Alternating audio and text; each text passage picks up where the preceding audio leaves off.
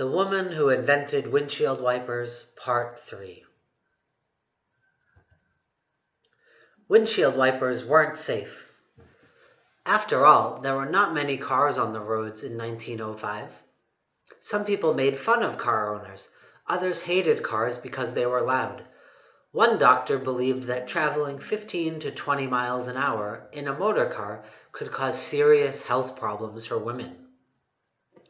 Other people thought that the back and forth movement of the wipers would be dangerous. It would take the driver's attention away from the road and could lead to accidents. Perhaps Anderson believed the doubters.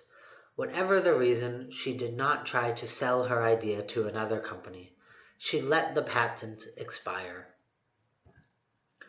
Henry Ford and the new cars. In 1908, Henry Ford started making cars and changed the way Americans felt about cars. Before, people thought of cars as big toys for rich people. Ford wanted to make a car at cheap price so that more people could own a car. In 1905, there were only 77,000 cars in the U.S. By 1910, that number increased to 500,000. There were a lot of cars on the road and a greater need for good windshield wipers. Wipers in action. In 1916, a man named John R. Oishii had an accident. It changed his life.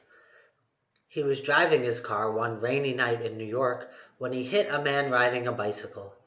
The man was not badly hurt, but Oishii was upset. He decided to find a better way to keep the windshield clear. He founded a company to make windshield wipers named Tricoflex. Like Anderson's invention, his wipers also had to be worked by hand. But unlike Anderson, he was able to sell his product. He made a lot of money with his invention. Making a better wiper. A Canadian actress named Charlotte Bridgewood invented the first automatic windshield wiper in 1917. Bridgewood was a successful businesswoman, but she was no more successful than Anderson at selling her invention. Bridgewood's daughter, Florence Lawrence, a silent movie star, may have helped her mother design the wiper.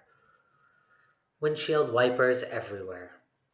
By the 1940s and 1950s, most cars had windshield wipers. They moved at the same speed no matter how hard it was raining. A few years later, wipers had two settings, one for steady rain and one for very heavy rain. In 1967, a man named Robert Kearns invented a wiper that would go on and off at different speeds, like a blinking eye, he said. A long and happy life. In 1953, Mary Anderson died at the age of 87 years old. Anderson never made a penny from her invention, but she lived a full and happy life. By the time she died, every driver was familiar with the swish-swish sound of the windshield wiper on a rainy day. The end.